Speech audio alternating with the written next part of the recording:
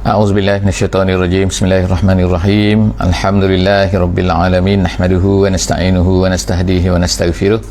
Wa na'udzubillahi min syururi anfusina wa min sayyiati a'malina. May yahdihillahu fala mudhillalah wa may yudlilhu fala hadiyalah. Nashhadu an la ilaha illallah wa nashhadu anna Muhammadan abduhu wa rasuluh. Allahumma shalli ala sayyidina Muhammad wa ala alihi wa sahbihi ajma'in. Alhamdulillah, syukur pada Allah Subhanahu wa taala. Salawat dan salam kita panjatkan kepada baginda Nabi sallallahu alaihi wasallam. Kita dapat bersama-sama lagi dalam sesi hari ini, sesi tadabbur harian. InsyaAllah hari ini kita bersama-sama di muka surat yang ke 295 muka surat 295. InsyaAllah kepada sahabat-sahabat semua yang bersama dengan kita pada kali ini dapat buka mushaf insyaAllah untuk kita sama meneliti, untuk sama-sama kita melihat sama-sama insyaAllah apa yang disebutkan oleh Allah Subhanahu wa taala di dalam muka surat 295 kita pada kali ini. InsyaAllah hari ini kita akan bersama-sama di surah Kahfi ayat yang ke-16 sehingga ayat yang ke-20 insyaAllah. Kita masih lagi bersama-sama di kisah Allah Subhanahu Wa Taala ceritakan tentang kisah Ashabul Kahfi. Kita baru masuk sahaja dalam muka surat yang lepas iaitu 294 tentang kisah Ashabul Kahfi, permulaan ceritanya. Jadi kita akan tengok pada hari ini insya-Allah apakah seterusnya cerita tentang Ashabul Kahfi ini. Allah Subhanahu Wa Taala menyebutkan insya-Allah dalam ayat yang ke-16 ni, saya bacakan dulu insya-Allah sebelum daripada kita teruskan penceritaan kita tentang Ashabul Kahfi ini. Insya-Allah kita baca sedikit apa yang disebutkan oleh Allah Subhanahu Wa Taala di dalam muka surat ini insya-Allah. A'udzu billahi minasyaitonir rajim. Bismillahirrahmanirrahim. Wa iz i'tazaltumuhum wa ma ya'buduna illa Allah fa'wu ilal kahfi yanshur lakum rabbukum min rahmatih wa yuhayyi lakum min amrikum mirfaqa. Sadaqallahul azim.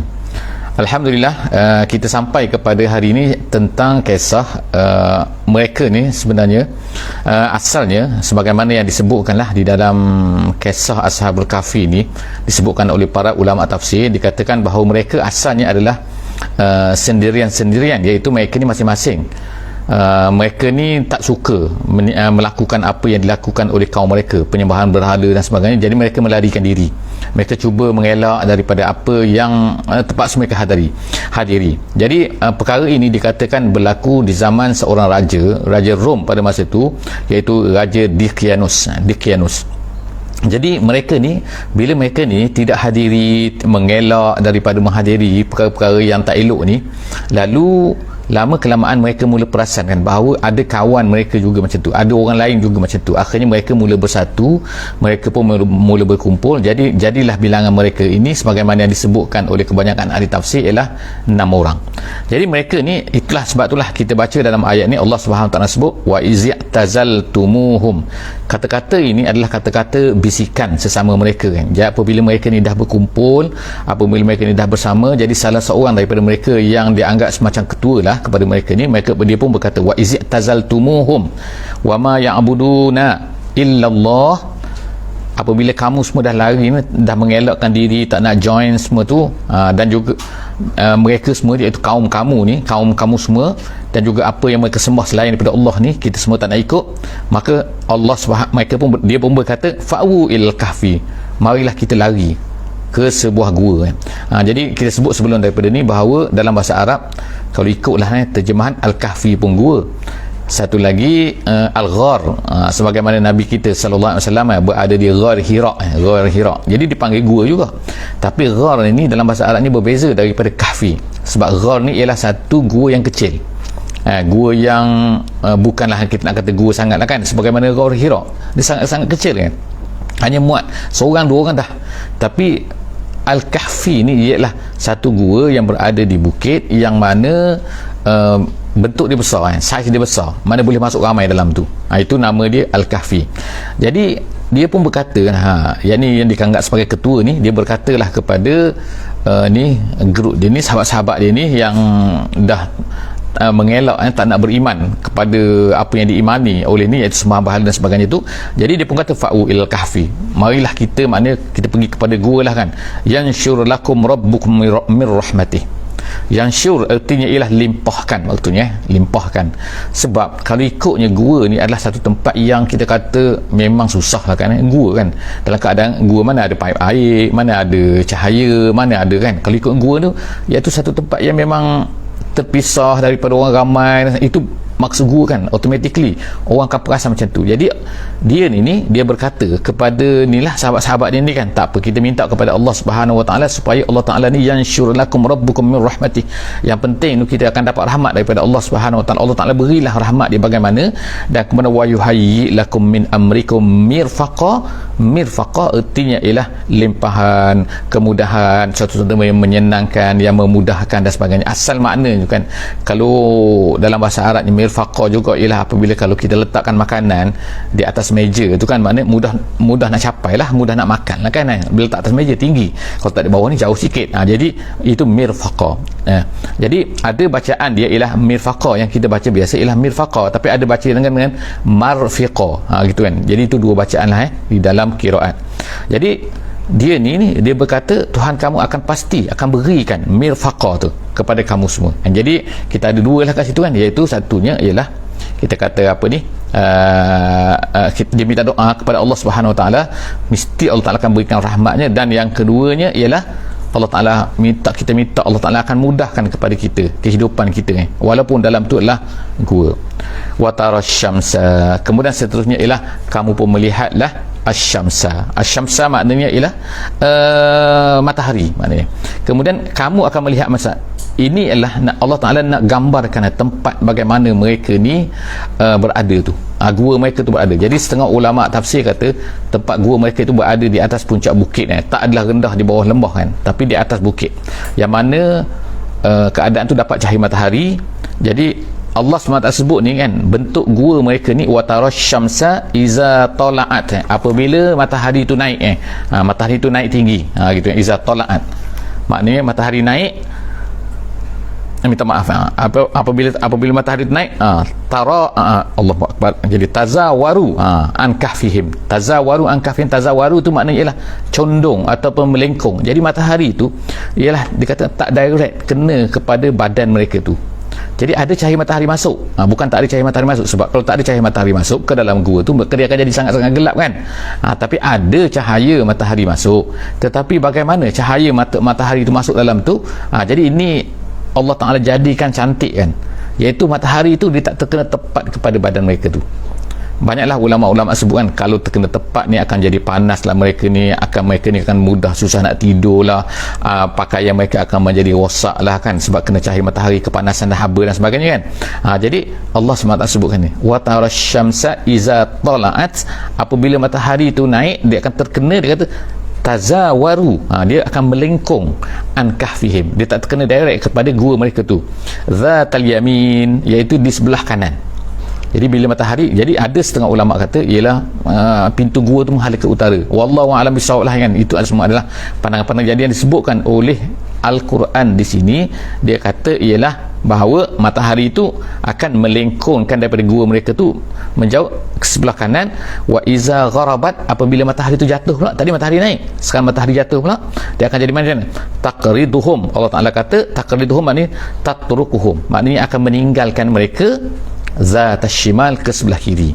Jadi bentuk ni kan, insyaAllah kalau kita ada gambar, kita ada lukisan, mungkin lebih mudah lah kita nak ceritakan. Tapi maksud dia macam itulah. Maksudnya ialah secara mudahnya kita kata ialah matahari itu tidak mengenai tepat kepada mereka, tetapi dia akan beralih tak direct kepada mereka. Wahum, Allah Ta'ala kata fi fajwatin, mereka tu berada di fajwah. Fajwah ni artinya satu tempat yang lapang, muttasi', dan kemudian tu berada di maknanya kita kata di tengah-tengah, di tengah-tengah gua tu fajwatin, ada ruang yang besar, jadi mereka berada di situ. Fi fajwatin minhu, dalam gua itu. Kemudian zalika min ayatillah, Allah Subhanahu Wa Ta'ala sebutkan bahawa itu semua adalah merupakan salah satu daripada min ayatillah, daripada tanda-tanda kekuasaan Allah Subhanahu Wa Ta'ala. Bagaimana kalau kita katakan, iaitu bagaimana mereka ni boleh berada di situ, ketepatan mereka berada dalam gua tu, mereka lari ke gua tu, kemudian tu bagaimana kedudukan mereka ni tak terkena pada matahari, kenapa mereka pilih gua tu, dan macam-macam lagi kan. Jadi semua-semua benda ni adalah merupakan tanda-tanda kekuasaan Allah Subhanahu Wa Taala. Allah Taala nak jadikan sebagai salah satu daripada benda yang akan diceritakan, ya, sebagaimana yang kita boleh bacalah sekarang kan dalam surah Al-Kahfi. Jadi peristiwa ini dipanggil lah, dalam Inggeris dipanggil Seven Sleepers, iaitu 7 yang tidur, 7 orang yang tidur. Perkara ni masyhur, ada di dalam, disebutkan even di dalam Bible yang diselewengkan pun ada sekarang, dalam Taurat pun ada cerita ni kan, dan di kalangan Bani Israel pun tahu cerita ni kan, iaitu Seven Sleepers ni, 7 orang yang tidur ni. Jadi sebab itulah bagaimana timbulnya cerita ni ialah kerana orang-orang kafir Quraisy telah pergi kepada orang-orang Yahudi di Yasrib pada masa itu, dan mereka bertanya kepada Yahudi, apakah nak tanya kepada Muhammad. Jadi antara benda yang diberitahu oleh orang-orang Yahudi kepada orang-orang musyrik ni, cuba tanya tentang Seven Sleepers ni, 7 orang yang tidur ni, tahu tak Muhammad ni? Tengok kan, kalau ikutnya Nabi kita sallallahu alaihi wasallam manalah tahu kan. Even orang Arab tak masyhur cerita ni kan, tak tahu cerita ni, tapi tiba ditanya soalan ni. Tengok kan, jadi tiba-tiba Nabi Muhammad sallallahu alaihi wasallam boleh ceritakan kepada orang Quraisy ni. Jadi bila orang Quraisy ni beritahu balik kepada orang Yahudi, dia rasa pelik lah, macam mana Muhammad boleh tahu perkara ni. Jadi tengok kan, siap dengan cerita sekali, siap dengan surah Kahfi ni, siap dengan Allah Ta'ala cerita dengan detail kan. Cuma kalau kita tengok sini kan, Allah Subhanahu Wa Taala tak ceritalah di mana perkara ni berlaku kan. Sebab itulah sampai sekarang ni macam-macam lah kata kan, ulama ni ada kata-kata di sini, ada ulama dia kata di sini macam-macam kan, ulama iaitu menentukan kita kata apa ni, tempat tu kan. Ada yang kata bandar ni sini, ada kata bandar ni, wallahu a'lam bisawab. Sebenarnya ialah Allah Subhanahu Wa Taala tidak ceritakan di manakah bandar-bandar ini kan, tapi Allah Taala sebut hanya bandar saja, sebagaimana kita akan tengok next nanti kan. Jadi Allah SWT pun sebutlah, kata keadaan mereka macam tu, wahum fi fajwatin minhu dzalika min ayatillah man yahdillah fahuwal muhtad. Kemudian Allah Ta'ala buatlah kan prinsipnya, iaitu sesiapa, minta maaf ayat ayat sekarang ni ayat yang ke 17 minta maaf, okey, insyaAllah. Jadi Allah SWT kata fahuwal muhtad, siapa yang Allah Ta'ala beri petunjuk, maka dia akan dapat petunjuk. Artinya petunjuk ni milik Allah Subhanahu Wa Ta'ala. Kalau Allah Subhanahu Wa Ta'ala tak beri, manusia tak akan dapat. Jangan macam manalah kan. Seterusnya Allah SWT kata ialah fahuwal muhtad wa man yudlil falan tajida lahu waliyyam mursyida. Dan sesiapa saja yang disesatkan, maka tak akan mungkin siapa lagi yang akan dapat menjadi wali kepadanya yang akan memberi petunjuk kepada dia. Maknanya kalau Allah Ta'ala, jadi sebab itulah kita harap kepada Allah SWT sajalah, ihdinas siratal mustaqim, ya Allah, tunjukkanlah kami jalan yang luruskan, jalan yang benar, jalan kepada Islam. Seterusnya insya-Allah ayat yang ke-18 kita tengok sini, Allah Subhanahu Wa Taala sebut wa tahsabuhum aiqazan. Seterusnya Allah Taala cerita lagi keadaan mereka ni. Kalau kamu pergi tengok mereka ni pada masa mereka tu tidur tu, tahsabuhum, Allah Taala kata wa tahsabuhum aiqazan. Mereka ni macam-macam tak tidur. Aiqaz ni maknanya bangunlah kan, jaga tak tidur lah maksudnya kan, aiqazan. Sebab apa? Kerana menurut ulama tafsir, dia kata mata mereka tu celik, mata mereka tu terbuka. Cuma apa yang Allah Ta'ala sebut sebelum ni, iaitu Allah Ta'ala pukulkan pada telinga, maknanya telinga mereka ni tak dengar, tapi mata mereka ni celik. Jadi kalau orang tengok mereka ni, mereka ni tak tidur. Kemudian apa lagi? Sedangkan Allah Ta'ala kata wahum rukud, sedangkan mereka ni rukud. Rukud ni maknanya tidur sungguh kan, tidur matilah kita panggil bahasa Melayu kan. Makna tidur bukan tidur main-main lah, tidur sungguh-sungguh kan. Itu jadi wahum rukud, tapi kamu tengok mereka macam itu. Itu wa nuqallibuhum dzatal yamin wa dzatas shimal. Kemudian mereka ni bukannya diam macam tu, mereka bergerak sana, bergerak sini, ke kanan ke kiri kan. Ada yang kata apabila matahari itu datang terkena sebelah sini, mereka baling sini, bila matahari datang sebelah sini, mereka terbaling sini. Itu wallahu a'lam, itu ahli tafsir lah katakan. Tapi maknanya mereka ni Allah tak sebut bergerak ke kiri dan kanan. Ada ulama kata hikmah daripadanya ialah kalaulah kita ni tak bergerak, duduk dalam satu keadaan saja, darah tu dia akan jadi mendap, akan jadi penyakit dan sebagainya. Itu di antaralah kalau ikut kajian sekarang kan. Yang keduanya pula, bila mereka ni berada satu tempat keadaan, mereka mungkin akan dimakan oleh tanah kan, sebab tak bergerak kan. Jadi kita ni bila bergerak-gerak ni kan, kita tak jadi maknanya tanah pun kata ini hidup ni, macam tu. Jadi maknanya ialah mereka ni Allah Ta'ala gerakkan, wa nuqallibuhum zatal yamin wa zatas shimal, sekali ke kanan sekali ke kiri. Wa kalbuhum, kemudian tu anjing pula. Anjing mereka ya basitun zira'aihi. Basitun tu maknanya ialah menghulurkan tangan dia macam nak terkam tu. Basitun yadaihi tu, basitun zira'aihi tu maknanya lengan dia macam anjing duduk tu macam tu kan. Jadi maknanya basitun zira'aihi bil wasid. Wasid tu artinya ialah iaitu di muka pintu gua tu. ataupun dia kata ialah dia tu di depan gua lah kan, depan gua tu bil wasit. Asal makna wasit ni ialah maknanya ialah penutup, maksudnya kan, penutup itu kalau kita kata penutup pintu, tapi tak dikatakan, tak digunakan dalam ayat ni bab. Kalau bab tu makna pintu, sebab pintu, gua tak ada pintu, tapi dikatakan pada masa itu ialah mana batu-batu jatuh kan, sehingga seolah menjadi penutup kepada pintu gua tu jadi kecil. Jadi kalau orang tengok, macam tak ada orang, macam mana orang nak masuk kan, kemudian tu anjing pula di depan tu. Jadi seterusnya itu wasit. Lawit tala'ta alaihim, Allah SWT kata kalau kamu itolak tu makna kalau ikut maknanya kena panjat sikit barulah nampak.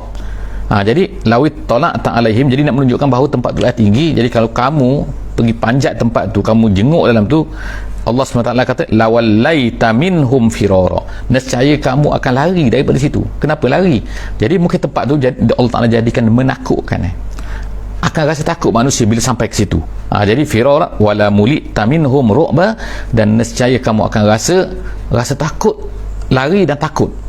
Jadi bagaimanakah bentuk dia menyeramkan ke kita katakan dan sebagainya. Kita kan kadang-kadang pergi satu tempat dalam hutan ke apa benda kan, kita akan tengok rasa macam takutlah tempat ni. Jadi Allah Subhanahu Wa Taala campurkan perasaan-perasaan tersebut ke dalam hati kalau kita pergi tengok tempat tu pada masa mereka tidur. Jadi semua ni adalah merupakan, kita katakan Allah Subhanahu Wa Taala nak jaga mereka yang tidur tu kan, supaya tak ada orang kacau, tak langsung tak tersentuh kan. So berapa lama tu kan, 300 tahun kan, kita bayangkan 300 tahun kan. Jadi wala mulit taminhum ru'bah. Allah SWT sebutkan kemudian selepas daripada itu ialah ayat yang ke-19, insyaAllah ayat yang ke-19. Jadi dalam ayat yang ke-19 ni kita tengok cerita dia sekarang ni kan. Wa kazalik, dan begitulah ba'asnahum, Allah Ta'ala bangkitkan, maknanya jagakan mereka balik daripada tidur mereka tu. Maknanya mereka ni tak adalah tidur sepanjang sampai ke habis, tapi Allah Ta'ala bangkitkan selepas daripada tu. Allah Ta'ala nak sebutkan kat sini kan, wa kazalika ba'asnahum, kami bangkitkan. Apa tujuan dia?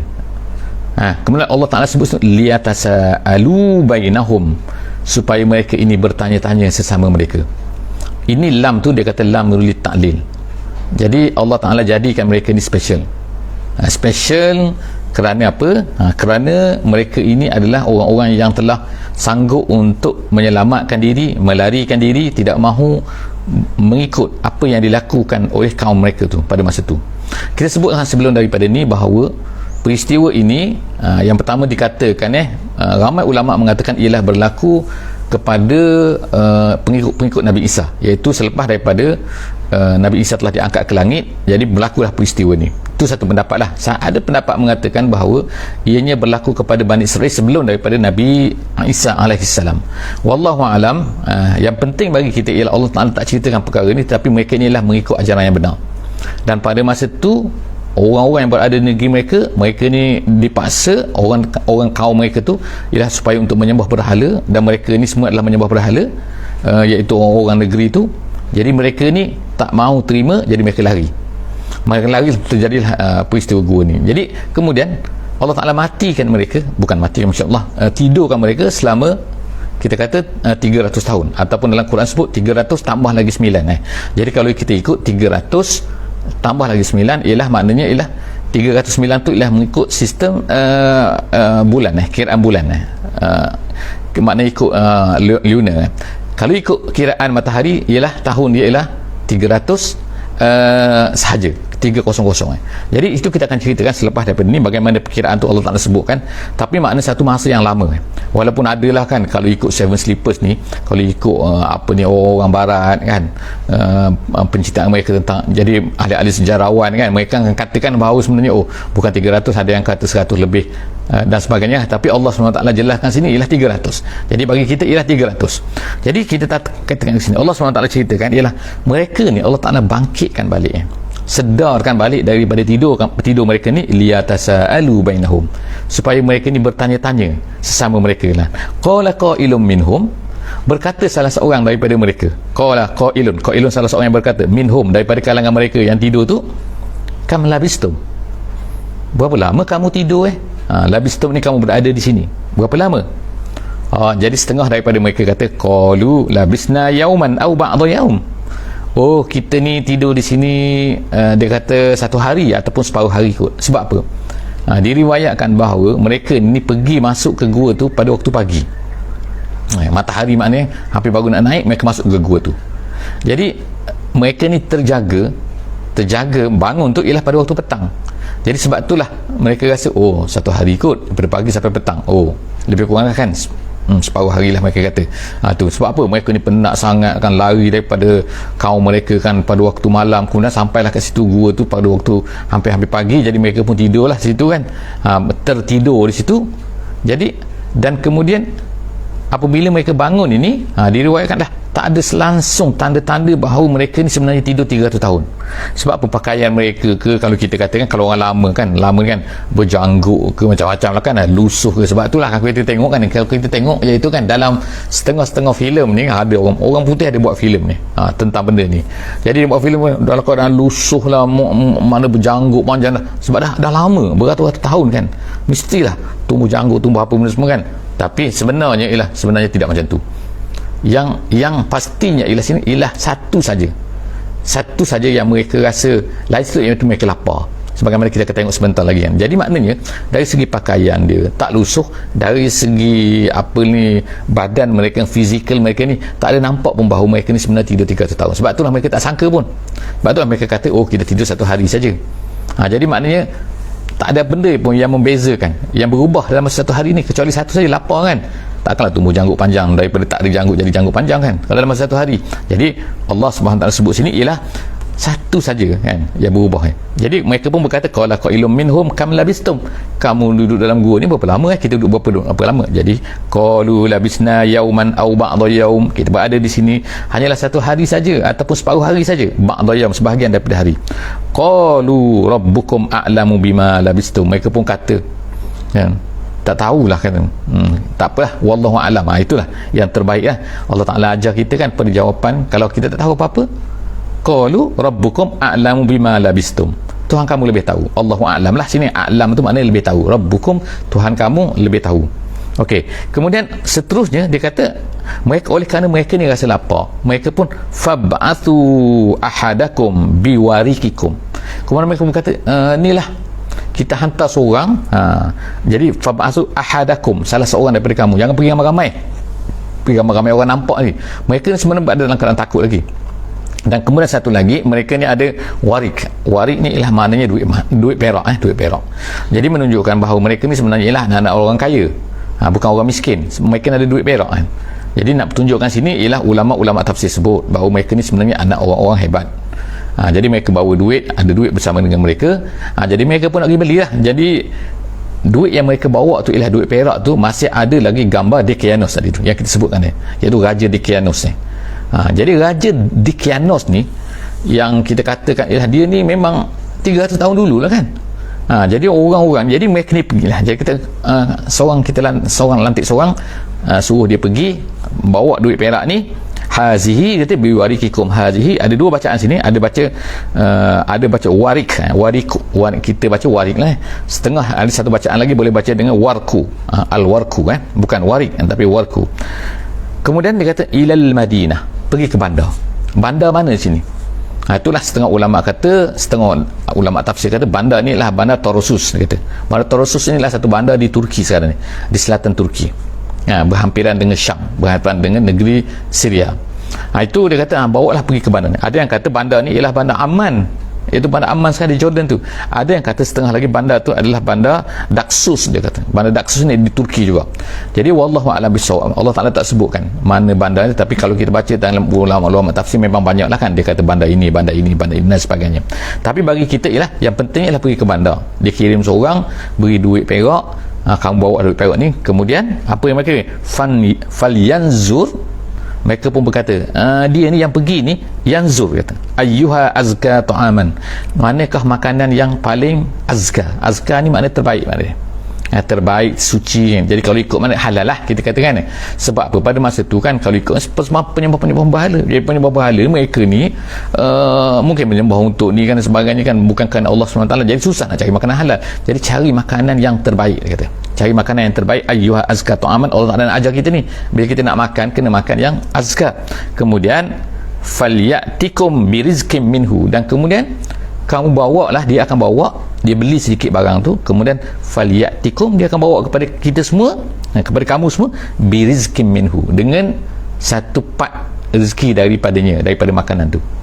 Ulama tafsir menceritakan perkara ni, iaitu maksud birizqim minhu iaitu makanan yang cukup-cukup untuk kita makan je, jangan beli banyak-banyak nanti membazir. Itu maksudnya. Sebab itu perkataan dia guna birizqim minhu, iaitu sebahagian daripada rezeki yang Allah Ta'ala berilah kepada kita ni, dia beli cukup-cukup saja.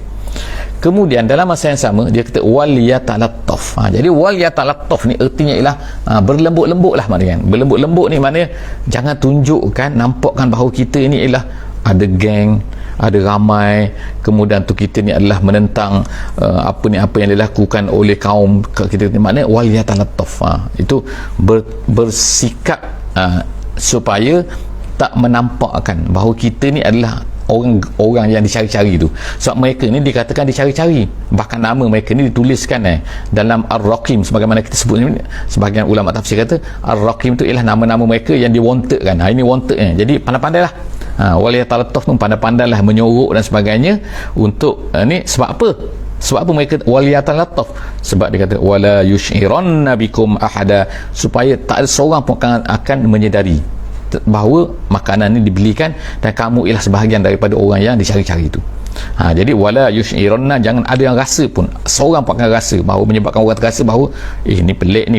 Jadi ini adalah di antara ajaran lah, kita katakan daripada Allah SWT tidak langsung kepada kita semua pada hari ini kan. Kalau kita nak buat apa-apa kan, kalau kita ni adalah dalam keadaan orang ni kita kata kita bawa satu benda, bawa satu mesej yang tertentu, dan kita ni ginilah tidak disukai, so janganlah menunjukkan kita ni ialah sedang melakukan. Sebab apa? Suasana sekarang ialah suasana dia nak pergi cari makanan, bukan dia nak pergi berdakwah. Kalau nak pergi berdakwah tu cerita lain. Sekarang ni mereka nak pergi cari makanan. Sebab apa? Dia diperlukan oleh kawan-kawan dia. Jadi wal yatalattaf ni, kalau dulu-dulu lah kan, Quran dulu-dulu kan dia adakan tanda merah kan, wal yatalattaf ni warna merah, dan dikatakan inilah tempat pertengahan mushaf, iaitu mushaf daripada belakang, daripada Al-Fatihah, Qul a'udzu birabbin nas, dari tengah-tengah dia ialah wal yatalattaf ni. Itu kata ulama yang menuliskan. Jadi kadang-kadang dalam setengah mushaf wal yatalattaf ni letakkan warna merah, dan dia kata di manakah tempat yang tengah-tengah tu, iaitu pada huruf ta tu. Wallahu alam. Seterusnya ialah ayat yang ke-20. Innahum in yazharu alaikum yarjumukum. Jadi dia pesan ni kepada orang nak pergi ni, jaga-jaga, dia kata. Sebab apa? Kalau mereka ni perasan kamu, kalau mereka ni perasan kamu, maknanya ialah sedar kamu ni. Yazharu maknanya boleh jumpa kamu ni kan, zahir kamu kan, nyata dah kamu gini-gini kan, nescaya dia kata yarjumukum, dia akan rejam kamu. Dia akan rejam. Memang maknanya nak menunjukkan secara tak langsung sini kita boleh faham ialah mereka ni sekarang ni sedang wanted, kena menang orang ni wanted ni kan. Yarjumukum, mereka akan rejam kamu, akan bunuh akan hukum dengan lontaran batu kan, akan rejam sampai mati. Au yu'idukum fi millatihim, ataupun kalau tak rejam mereka akan murtad dengan kita balik. Yu'idu mana kembalikan semula kamu ni ke dalam agama yang itulah sembah berhala tu yang kita tinggalkan. Fi millatihim, yu'idukum fi millatihim, ke dalam agama mereka, cara hidup mereka. Walan tuflihu izan abada, kalaulah perkara tu berlaku, nescaya kamu tak berjaya lah kan, kamu tak berjaya lah selama-lamanya. Jadi maknanya kita sekarang ni lari daripada sini adalah kerana kita nak menyelamatkan agama kita, menyelamatkan iman kita. Jadi kalaulah benda ni tu akhirnya kita tak berjaya lah. Jadi apakah seterusnya berlaku? InsyaAllah selepas benda ni kita akan tengok insyaAllah dalam muka surat 296 akan datang insyaAllah jumpa lagi di dalam sesi seterusnya insyaAllah, muka surat 296. Alhamdulillah. Jadi jangan lupa insyaAllah untuk share, untuk follow, untuk like, untuk komen dan seterusnya lah insyaAllah kepada semua sahabat-sahabat yang lain insyaAllah. Sahabat kita yang ramai di WhatsApp ke, di Telegram group ke dan sebagainya, letakkan link kita ni insyaAllah. Moga-moga kita akan mendapat sedikit daripada apa yang diceritakan oleh Allah Subhanahu Wa Taala daripada muka surat 295 hari ini, dan insyaAllah seterusnya 296 dalam sesi akan datang. Wallahu a'lam bissawab. Bismillahirrahmanirrahim. Wal 'asri innal insana lafi khusr illa allazina amanu wa 'amilus solihat wa tawasaw bil haqqi wa tawasaw bis sabr.